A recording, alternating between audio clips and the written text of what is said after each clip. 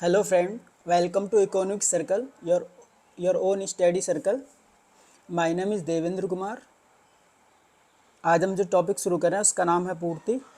ठीक है, तो सबसे पहले पूर्ति के बारे में पढ़ते हैं। पूर्ति का मीनिंग क्या है? तो पूर्ति पूर्ति क्या होती है?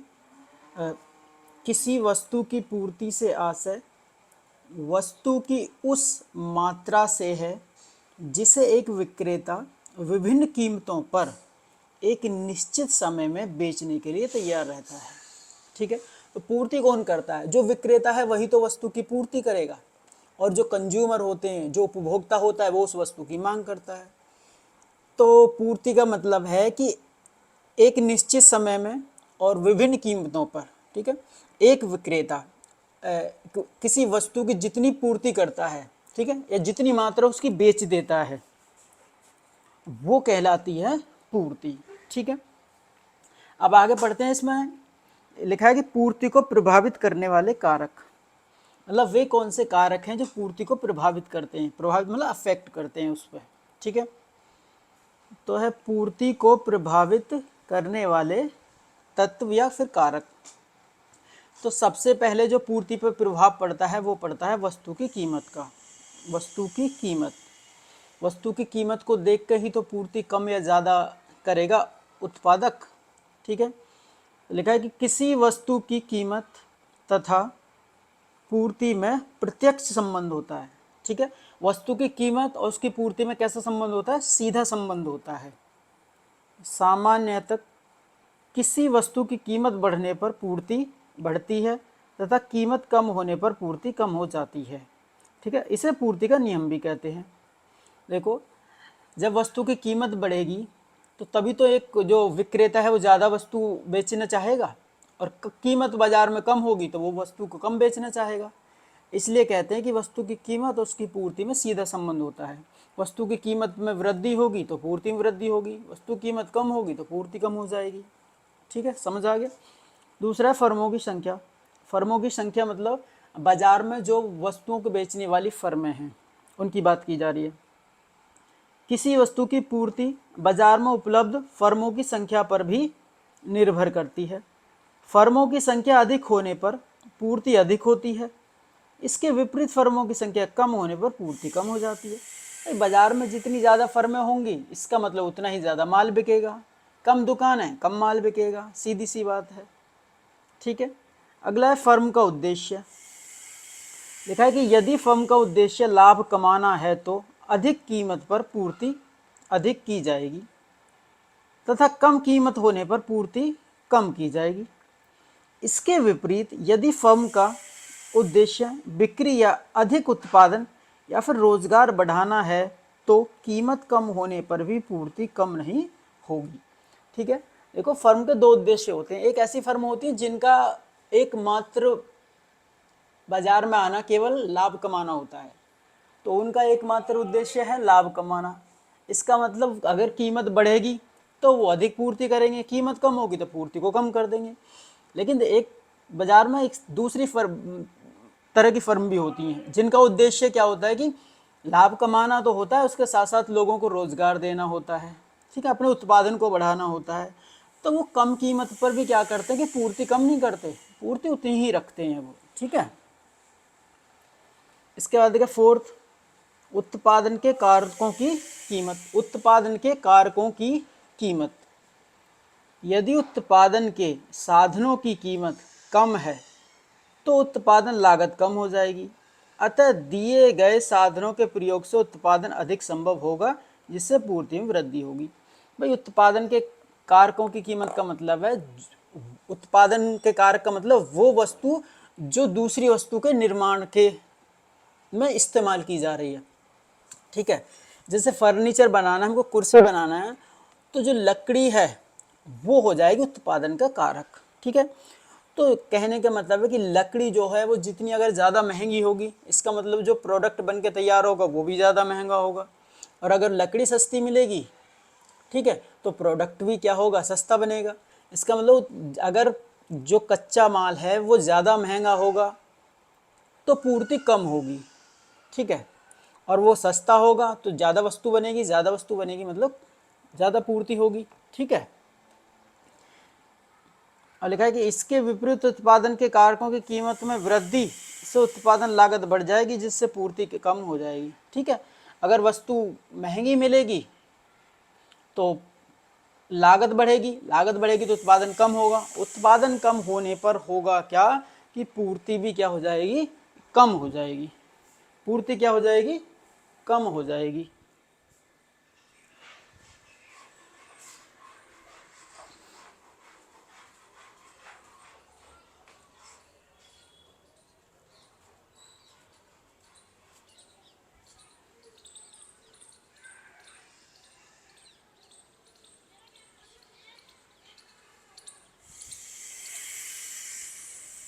ठीक है, समझ में आया। 5वां पॉइंट है हमारा संबंधित वस्तुओं की कीमत। संबंधित वस्तुओं की कीमत, मांग वाले चैप्टर में हमने संबंधित वस्तुओं के बारे में पढ़ा था। 2 प्रकार की संबंधित वस्तुएं हमारी। ठीक है, एक है प्रतिस्थापन वस्तु, एक है पूरक वस्तु। एक क्या है प्रतिस्थापन, एक है हमारी पूरक वस्तु।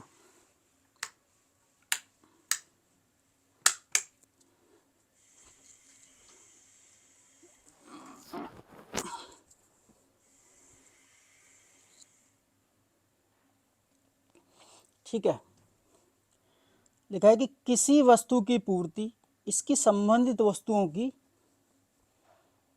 कीमत पर भी निर्भर करती है। संबंधित वस्तुएं 2 प्रकार की होती हैं। तो सबसे पहले संबंधित वस्तु होगी प्रतिस्थापन वस्तु। कैसी होगी, प्रतिस्थापन वस्तु, और दूसरी है पूरक वस्तु। ठीक है, तो सबसे पहले हम देखते हैं कि प्रतिस्थापन वस्तु का जो पूर्ति पर क्या प्रभाव पड़ता है। देखा कि प्रतिस्थापन वस्तु की कीमत व मूल वस्तु की पूर्ति में विपरीत संबंध होता है। और पूरक वस्तु के लिए लिखा है कि पूरक वस्तु की कीमत व मूल वस्तु की पूर्ति में सीधा मतलब प्रत्यक्ष संबंध होता है। ठीक है, 5वां है हमारा सरकारी नीति। सरकारी नीति, देखो सरकार की कर या अनुदान मतलब टैक्स या सब्सिडी संबंधित नीति भी बाजार पूर्ति को प्रभावित करती है। करों में वृद्धि होने के फलस्वरूप पूर्ति कम हो जाती है। भाई आज सरकार ज़्यादा कर लेगी तो उसका सीधा सीधा प्रभाव वस्तु के उत्पादन पर पड़ेगा। ठीक है, कर ज़्यादा उत्पादन कम, पूर्ति कम। और जबकि अनुदानों में वृद्धि के कारण पूर्ति में वृद्धि होगी। यदि सरकार सब्सिडी देती है तो उससे क्या होगा, उत्पादन बढ़ेगा, उत्पादन बढ़ेगा तो पूर्ति बढ़ेगी। ठीक है, तो ये थे हमारे पूर्ति को प्रभावित करने वाले कारक। ठीक है, तो पूर्ति को प्रभावित करने वाले कारक सबसे पहला हमने पढ़ा वस्तु की कीमत, दूसरा फर्मों की संख्या, तीसरा फर्मों का उद्देश्य, चौथा उत्पादन के कारकों की कीमत, 5वां संबंधित वस्तुओं की कीमत, 6ठा सरकारी नीति। ठीक है, इसके बाद है इसका लिखा है पूर्ति का नियम और अपवाद में मान्यताएं। देखो पूर्ति का नियम क्या है। ठीक है, पूर्ति के नियम के अनुसार अन्य बातें समान रहने पर, पूर्ति के नियम के अनुसार अन्य बातें समान रहने पर वस्तु की कीमत में वृद्धि होने पर पूर्ति बढ़ जाती है और वस्तु की कीमत कम होने पर पूर्ति कम हो जाती है। ठीक है, यह पूर्ति का नियम है। अतः वस्तु की पूर्ति की मात्रा तथा कीमत में कैसा संबंध होता है, सीधा संबंध होता है। ठीक है, जैसे ये एक तो कीमत है और ये हमारी ये क्या है, पूर्ति है। तो वस्तु की कीमत बढ़ेगी तो पूर्ति भी बढ़ेगी, वस्तु की कीमत कम होगी तो पूर्ति भी कम हो जाएगी। ये सीधा संबंध होता है वस्तु की कीमत और पूर्ति में, और ये जो संबंध है हम इसी को बोलते हैं पूर्ति का नियम। ठीक है, आगे पढ़ते हैं कि पूर्ति के नियम की मान्यताएं। मान्यता का मतलब है कहाँ पर पूर्ति का नियम लागू होगा। ठीक है, कब कब पूर्ति का नियम लागू होगा, क्या क्या मान्यता हैं। ठीक है, तो सबसे पहला है कि उत्पादन के साधनों की कीमत स्थिर रहे। ठीक है, जो उत्पादन के साधन हैं उसकी कीमत कैसी रहनी चाहिए, स्थिर रहना चाहिए, वहां पर पूर्ति का नियम लागू होगा। दूसरा है कि उत्पादन की तकनीक में कोई परिवर्तन ना हो, तो पूर्ति का नियम लागू होगा। सरकार की कर नीति में परिवर्तन नहीं होना चाहिए, और संबंधित वस्तुओं की कीमत में कोई परिवर्तन ना हो। पांचवा है उत्पादक के उद्देश्यों में परिवर्तन ना हो। ठीक है, ये तो थे इसकी मान्यताएं। अब है पूर्ति के नियम के अपवाद। पूर्ति के नियम के अपवाद। पूर्ति का नियम कहता है कि price increase supply increase, price down तो सप्लाई भी क्या हो जाएगी, कम हो जाएगी। ठीक है, अब अगर ऐसा होता है तो पूर्ति का नियम लागू होता है, लेकिन ऐसा नहीं होता तो वहां पर पूर्ति का नियम लागू नहीं होता। अब कहता है कि पूर्ति के नियम के अपवाद। अपवाद का मतलब ऐसी कंडीशन जहां पर पूर्ति का नियम ही लागू नहीं होता। ठीक है, तो सबसे पहला है प्राकृतिक वस्तुएं। तो भैया प्राकृतिक वस्तुओं पर पूर्ति का नियम लागू नहीं होता। लिखा है कि प्राकृतिक तत्वों पर आधारित कृषि उत्पाद पर यह नियम सदैव लागू नहीं होता। यदि प्राकृतिक प्रकोपों के कारण गेहूं के उत्पादन में कमी होती है तो गेहूं की पूर्ति में वृद्धि नहीं की जा सकती, चाहे इसकी कीमत कुछ भी हो। भाई पूर्ति का नियम कहता है कि कीमत बढ़ रही है तो पूर्ति बढ़ाओ। ठीक है, लेकिन अगर उत्पादन ही हमारा उतना हुआ है एक लिमिट में, क्योंकि आपको मालूम है कि सीजनल वाइज भाई खेती होती है, अगले साल को ही उत्पादन होगा, तो एक साल में जितना उत्पादन हो गया हमारा टोटल वही तो पूर्ति कर पाएंगे। कीमत ज़्यादा होने से क्या पूर्ति बढ़ा पाएंगे, नहीं बढ़ा पाएंगे। ठीक है, तो यहाँ पर प्राकृतिक वस्तुओं पर पूर्ति का नियम लागू नहीं होता। दूसरा है कि उच्च सामाजिक प्रतिष्ठा की वस्तुएं। उच्च सामाजिक प्रतिष्ठा की जो वस्तु होती है, मतलब सोना चांदी, जो दिखावे की वस्तुएं हैं, ठीक है, ज्वेलरी वगैरह, इन पर नियम लागू नहीं होता पूर्ति का। देखा, उच्च प्रतिष्ठा की वस्तुओं की पूर्ति को कीमत बढ़ने पर भी नहीं बढ़ाया जा सकता, क्योंकि ये सीमित मात्रा में होते हैं, जैसे सोना, हीरा, चांदी, ये चीज़ें, क्योंकि ये चीज़ें क्या होती हैं कि एक लिमिट में होती हैं।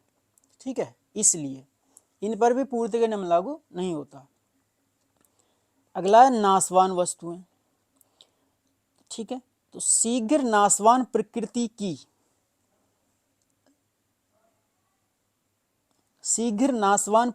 की वस्तुओं पर पूर्ति का नियम लागू नहीं होता, क्योंकि वस्तु की कीमत में कमी के कारण इनकी पूर्ति को कम नहीं किया जा सकता, क्योंकि ये वस्तुएं शीघ्र नष्ट हो जाती हैं। अब कुछ वस्तुएं होती हैं जो नाशवान प्रकृति की होती हैं। नाशवान प्रकृति का मतलब है कि भैया 2 या 3 दिन के बाद वो खुद ही खराब हो जाती हैं अगर उनको इस्तेमाल ना किया जाए। ठीक है, जैसे कुछ फल हो गए, सब्जियां हो गई, ठीक है, दूध वगैरह हो गया, तो इनको आप ज़्यादा दिनों के लिए क्या है, रिजर्व करके नहीं रख सकते। ठीक है, हफ्ते 2 हफ्ते मुश्किल से चलती हैं। ठीक है, तो इनकी अगर कीमत कम होती है तो आप सोचो कि नहीं, कीमत जब बढ़ेगी जब बेचेंगे इसको, अभी क्या करके रखते हैं, स्टोर करके रख सकते, तो क्या ऐसा कर सकते, नहीं कर सकते।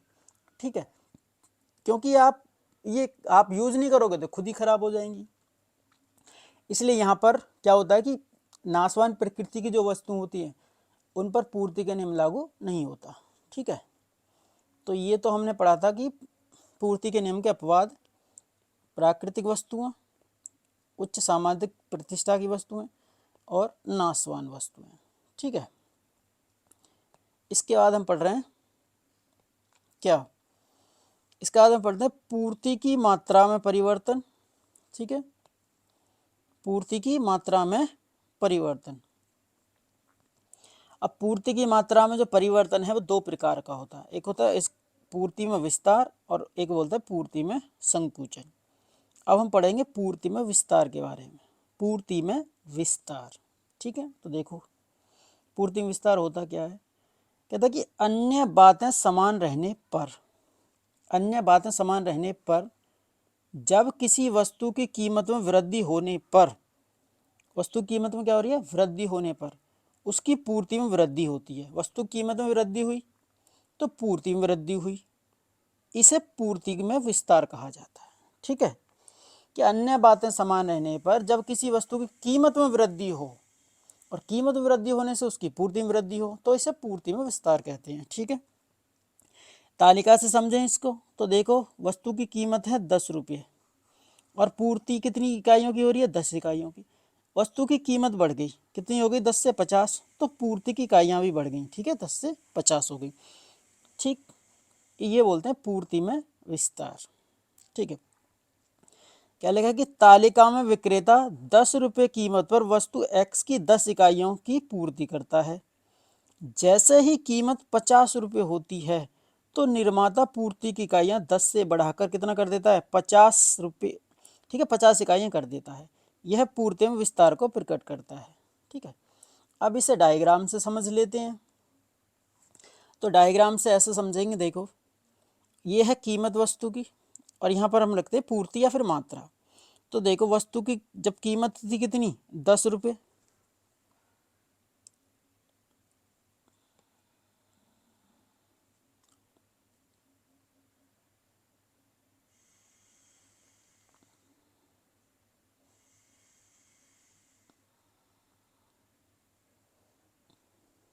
हाँ जी देखते हैं। वस्तु की कीमत कितनी है, 10 रुपये, तो पूर्ति कितनी है, 10 रुपये। और जब वस्तु की कीमत कितनी हो जाती है, 50, तो पूर्ति भी कितनी हो जाती है, तो हमारी पूर्ति भी हो जाती है कितनी, 50। ठीक है, और जब हम इनको मिला देंगे इस तरीके से तो ये हमारा कहलाता है सप्लाई कर्व। ये एस से डिनोट करते हैं। ठीक है, और ये हमारा क्या हो रहा है, बढ़ रहा है। ठीक है, तो लिखा है कि चित्र में एस एस, ये जो एस एस है वस्तु एक्स का पूर्ति वक्र है। जैसे ही वस्तु एक्स की कीमत बढ़कर 50 रुपये होती है तो पूर्ति में भी विस्तार हो जाता है। पूर्ति वक्र ए से बी बिंदु पहुंच जाता है। यह पूर्ति में विस्तार को प्रकट करता है। ठीक है,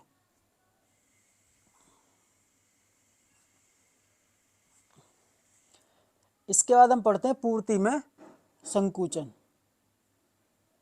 क्या पढ़ा है, पूर्ति में संकुचन। पूर्ति में विस्तार का उल्टा है पूर्ति में संकुचन। अन्य बातें समान रहने पर जब किसी वस्तु की कीमत में कमी होने पर उसकी पूर्ति कम होती है तो इसे पूर्ति में क्या कहते हैं, संकुचन कहते हैं, जो अभी क्या है उसका अपोजिट। वस्तु की कीमत 50 रुपये, पूर्ति 50 इकाइयों की, कीमत कम हो गई तो पूर्ति भी कम हो गई। ठीक है, अब पहले यहाँ पर देखो डायग्राम, 50 कीमत ये, ठीक है, कीमत 10 हो गई तो पूर्ति भी 10 हो गई। ठीक है, ये हमारा सप्लाई कर्व चला जाएगा। ठीक है, तो वही चित्र में एसएस पूर्ति वक्र है। जैसे ही कीमत 50 रुपये से कम होकर 10 रुपये हो जाती है तो पूर्ति वक्र ए से कम होकर बी पर पहुंच जाता है। ठीक है, ए से कम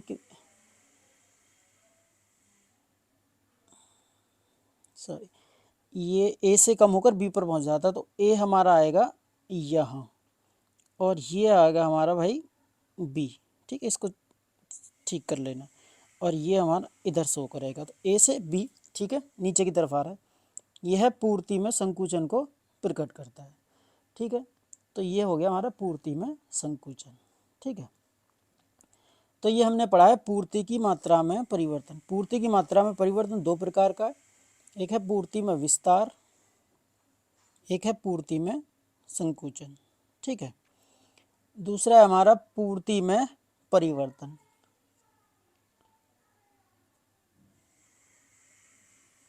अगला क्या है, पूर्ति में परिवर्तन।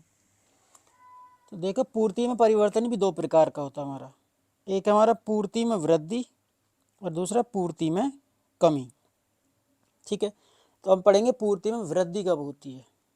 पूर्ति में वृद्धि जब वस्तु की कीमत में परिवर्तन हुए बिना, मतलब वस्तु की कीमत में कोई परिवर्तन नहीं हो रहा, पूर्ति में वृद्धि किन्हीं अन्य कारणों से होती है तो इसे पूर्ति में वृद्धि कहते हैं। ठीक है, देखो आपकी पूर्ति बढ़ रही है लेकिन कीमत नहीं बढ़ रही। ठीक है, पूर्ति बढ़ रही है लेकिन कीमत नहीं बढ़ रही। अगर ऐसी स्थिति होती है तो उस स्थिति को बोलते हैं पूर्ति में वृद्धि। ठीक है, तो यहां पर देखो वस्तु की कीमत 10 रुपये, पूर्ति की मात्रा 20 इकाइयां, कीमत 10 ही है लेकिन पूर्ति कितनी हो गई, 30 हो गई। ठीक है, तो इस स्थिति को बोलते हैं क्या, पूर्ति में वृद्धि।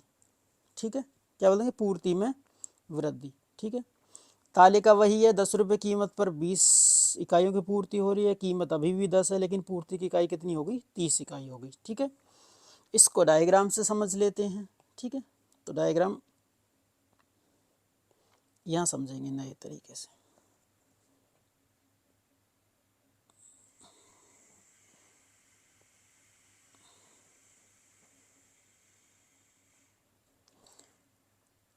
ये हमारी कीमत है।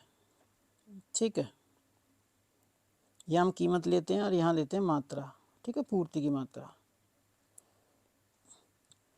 ये हमारा वाई अक्ष। ठीक है, ये हमारा एक्स अक्ष। हमने कीमत कितनी लेनी है, कीमत है हमारी 10। 10 रुपये कीमत पर पूर्ति कितनी हो रही है, 20 इकाइयों की। कीमत अभी भी कितनी है, 10 ही है लेकिन पूर्ति कितनी हो रही है, 20 इकाइयों की। 20 से कितनी इकाई की, 30 इकाइयों की। और ये हमारा सप्लाई कर्व पहला जहाँ कट कर रहा था, और ये हमारा होगा सप्लाई दूसरा वाला। तो ये एस सप्लाई कर्व है। ठीक है, और चेंज होकर क्या हो जाएगा, ये इसको S1 नाम दे देते हैं। और जहाँ ये कट करेंगे यहाँ पर इसको ए बिंदु और इसको दे देते हैं बी बिंदु। ठीक है, ये ए से क्या हो गई, चेंज होकर बी हो गया। ठीक है, तो इस जब ए से बी पर पहुंच जा रहा है ये, तो इसको हम बोलते हैं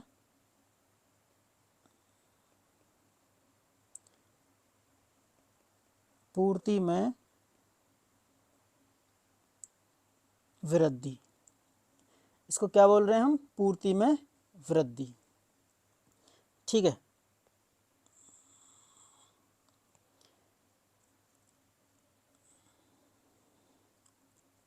समझ में आया, ये हो गया हमारा पूर्ति में वृद्धि।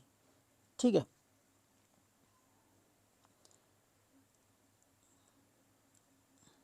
ठीक है, अब हम पढ़ते हैं पूर्ति में कमी। पूर्ति में कमी, पूर्ति में वृद्धि का अपोजिट हो जाएगा पूर्ति में कमी। क्या लिखा है कि कीमत स्थिर रहने पर, यहाँ पर वस्तु की कीमत क्या रहेगी, स्थिर, और वस्तु की पूर्ति क्या हो जाएगी, कम हो जाएगी। वस्तु की कीमत स्थिर रहने पर वस्तु की पूर्ति में कमी जब अन्य किन्हीं कारणों से होती है तो इसे पूर्ति में कमी कहते हैं। ठीक है, ठीक है, इसे निम्न तालिका और चित्र द्वारा क्या कर सकते हैं, समझ सकते हैं। तो देखो यहाँ पर कीमत 10 ही है और पूर्ति कम हो गई, 30 से कितनी हो गई, 20 हो गई। ठीक है, चित्र से समझेंगे। ठीक है, तो डायग्राम बनाते हैं हम इसका। वही हमारी, ठीक है, वस्तु की कीमत कितनी, 10, पूर्ति कितनी, 30, और 10 रुपये कीमत हो रही, पूर्ति कितनी कम हो गई, 20 हो गई। कितनी हो गई, 20 हो गई। 30 से कितनी हो गई, 20 हो गई। ये हमारा पहला सप्लाई कर्व, ये हमारा दूसरा सप्लाई कर्व, ये एस एस, और ये हो गया हमारा S1 S1। ठीक है, और ये हमारा ए बिंदु से इधर क्या हो गया, बी बिंदु पर हो गया। और इस स्थिति को हम बोलेंगे पूर्ति में कमी। ठीक है, तो ये हो गया हमारा पूर्ति में कमी। ठीक,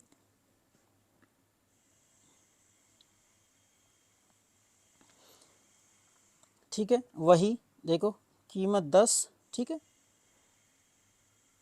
ए बिंदु से क्या हो गया, बी बिंदु की तरफ हो गया। ठीक है, ये लिखा है कि चित्र में 10 रुपये कीमत पर पूर्ति वक्र एस एस ए बिंदु पर है। ठीक है, बाद में कीमत में परिवर्तन हुए बिना पूर्ति वक्र ए से बी एस, ठीक है, ए से खिसक कर कहाँ हो गया, बी बिंदु पर हो गया, एस एस हो जाता है, जो पूर्ति में कमी को क्या करता है, प्रकट करता है। ठीक है, तो ये हो गया हमारा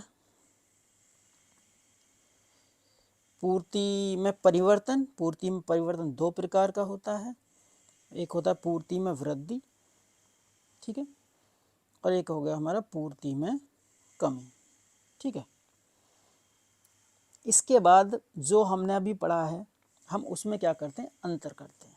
ठीक है, आगे की अंतर स्पष्ट कीजिए। अब तो अंतर हम पढ़ेंगे किसके, अंतर का आधार। अब अंतर हम पढ़ रहे हैं पूर्ति में विस्तार और पूर्ति में वृद्धि। पूर्ति में विस्तार और पूर्ति में वृद्धि। ठीक है,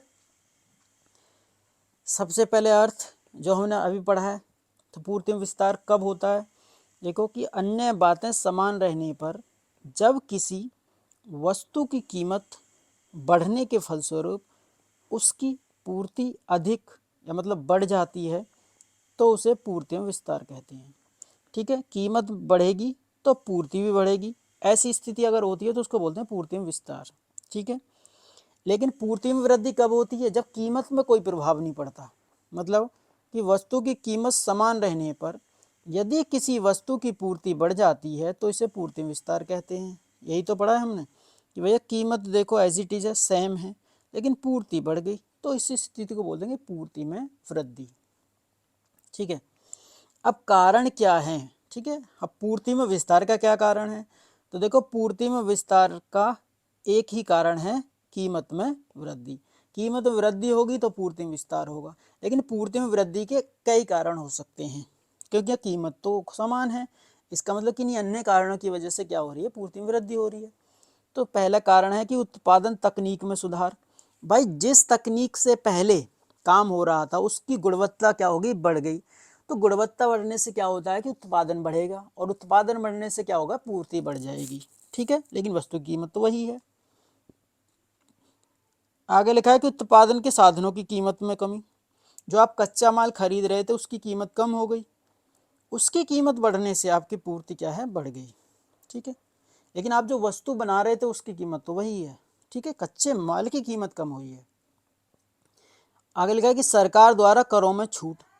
सरकार अगर करों में छूट दे देती है, सरकार यदि करों में छूट देती है तो उससे क्या होता है, हमारी पूर्ति में क्या हो जाती है, वृद्धि हो जाती है, क्योंकि उत्पादन लागत कम हो जाती है। ठीक है, आगे वही डायग्राम जो हमने अभी पीछे बनाए थे वही पूर्ति वक्र बना देते हैं। ठीक है, पूर्ति में विस्तार होने पर पूर्ति वक्र नीचे की ओर खिसक जाता है। ठीक है, नीचे से ऊपर की तरफ, ये होगा हमारा, ये पूर्ति में विस्तार, ये ई से क्या हो जाएगा, E1 हो जाएगा।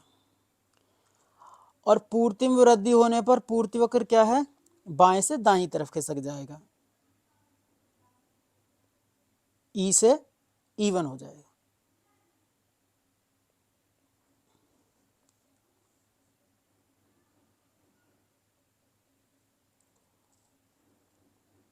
ठीक है, अब आगे अंतर पढ़ते हैं किसमें, अब हम पढ़ेंगे पूर्ति में संकुचन और पूर्ति में कमी।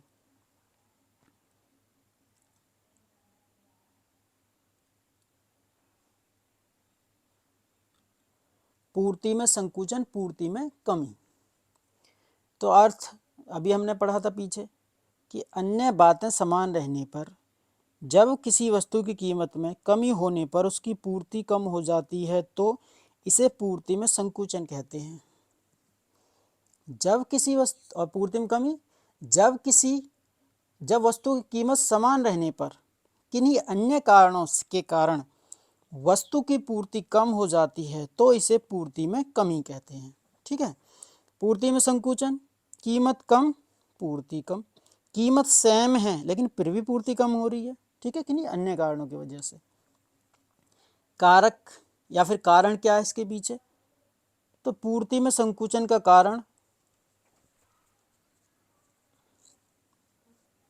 पूर्ति में संकुचन का कारण कीमत में कमी है, और पूर्ति में कमी किसके कारण होती है? तो कई अन्य कारण, कई सारे कारण हो सकते हैं। तो पहला कारण हम ये ले लेते कि संसाधनों की कीमत में वृद्धि, या फिर सरकार करों में वृद्धि कर दे जिससे उत्पादन लागत बढ़ जाए। उत्पादन लागत बढ़े तो वस्तु की पूर्ति में क्या हो जाएगी? कमी हो जाएगी। ठीक है, कीमत वस्तु की वही है, ठीक है, अन्य किन्हीं कारणों की वजह से ऐसा हो रहा है। ठीक है, इसके बाद पूर्ति वक्र। तो पूर्ति वक्र हमारा इस बार क्या हो जाएगा? नीचे की तरफ खिसक जाएगा। ये ई से क्या हो जाएगा? E1 हो जाएगा। ठीक है, और जब पूर्ति में कमी होती है तो पूर्ति वक्र बाईं तरफ खिसक जाता है। ई से क्या हो जाएगा? E1 इधर हो जाएगा। ठीक है, तो पूर्ति में कमी की अवस्था में पूर्ति वक्र बाईं ओर खिसक जाता है। ठीक है, तो ये हो गया हमारा पूर्ति में संकुचन और पूर्ति में कमी के बीच अंतर। ठीक है, एक बार पढ़ लेना, आसान है चीज़ें, ऊपर हम समझ चुके हैं इन चीज़ों को, इन्हीं के बीच हम क्या कर रहे हैं? अंतर कर रहे हैं। ठीक है, ठीक है। अब एक और क्वेश्चन है, वो कहता है कि पूर्ति में वृद्धि के कारण बताइए। जो पूर्ति में वृद्धि होती है उसके कारण बताइए कि पूर्ति में कब वृद्धि होती है। तो सबसे पहला है हमारा कि उत्पादन तकनीक में सुधार। तकनीक में सुधार के कारण उत्पादन की लागत में कमी आती है तथा पूर्ति में क्या हो जाती है? वृद्धि हो जाती है। समझ में आ गया? तो पहला कारण है हमारा, ठीक है, पूर्ति में वृद्धि का सबसे पहले उत्पादन तकनीक में सुधार। दूसरा है फर्म का उद्देश्य। फर्म का उद्देश्य लाभ को अधिकतम करने के स्थान पर बिक्री को अधिकतम करना है तो पूर्ति में वृद्धि हो जाती है। ठीक है, फर्म का उद्देश्य लाभ कमाने से ज़्यादा अपने उत्पादन को बढ़ाना है। ठीक है, ठीक है, तो बिक्री को बढ़ाना है, तो उससे क्या होगा? पूर्ति में कमी नहीं होगी बल्कि पूर्ति में क्या हो जाएगी? वृद्धि हो जाएगी। ठीक है, तीसरा है कि बाजार में निर्माताओं की संख्या में वृद्धि। यदि बाजार में जो फर्मों की संख्या है, दुकानें हैं भैया, वो अगर जितनी ज़्यादा बढ़ेंगी उतनी ही वस्तु की क्या होगी? पूर्ति होगी। लिखा है कि बाजार में फर्मों की संख्या में वृद्धि के कारण बाजार पूर्ति में वृद्धि होती है जबकि वस्तु की कीमत समान ही रहती है। ठीक है,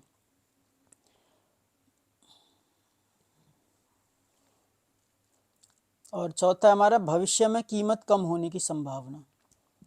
देखो, यदि उत्पादक जो है, हम उस विक्रेता है, यदि उसको ये लगता है कि भविष्य में वस्तु की कीमत क्या हो जाएगी? कम हो जाएगी, तो वर्तमान में वो उस वस्तु की क्या करेगा? पूर्ति को बढ़ा देगा कि कल को भैया भविष्य में, ठीक है, कुछ दिन बाद अगर ये चीज़ें सस्ती कम कीमत पर बिकेंगी तो क्यों ना हम अभी सारा का सारा माल बेच दें। ठीक है, लिखा है कि यदि उत्पादक को लगता है कि वस्तु की भविष्य में कीमत गिर जाएगी तो वह वर्तमान में उसकी पूर्ति क्या कर देगा? बढ़ा देगा। ठीक है, और अगला है कि सरकार द्वारा करों में कमी। यदि सरकार करों में कमी करेगी तो उससे होगा क्या? सरकार करों में कमी होगी करेगी तो जिससे उत्पादन लागत कम होगा, उत्पादन लागत कम होगी तो उसका सीधा प्रभाव वस्तु की पूर्ति पर पड़ेगा। ठीक है, सरकार द्वारा करों की दर में कमी से उत्पादन लागत कम हो जाती है तथा यह उत्पादकों को पूर्ति में वृद्धि करने के लिए क्या करता है? प्रोत्साहित करता है, जबकि वस्तु की कीमत समान रहती है। ठीक है, तो जो पूर्ति का चैप्टर था, ठीक है, तो वो इतना ही है। ठीक है, तो पूर्ति का जो चैप्टर है, ठीक है, उसमें इतना ही था। ये सारी थ्योरी हम पढ़ चुके हैं। ठीक है, ठीक, तो आज की क्लास में इतना ही है। ठीक है, बाकी क्या करना है आपको? खुद से नोट्स बनाने हैं। ठीक है, वीडियो बार बार देखो, ठीक, बार बार देखनी है, फिर नोट्स बुक लेनी है। ठीक है, अपने हाथ से खुद नोट्स बनाओ। ठीक है, फ़ायदा होगा आपको, खुद लिखोगे। ठीक है, लिखते लिखते चीज़ें क्या हो जाती हैं? याद हो जाती हैं। ठीक है, तो आज की क्लास में इतना ही, बाकी नेक्स्ट क्लास में मिलते हैं। ठीक है।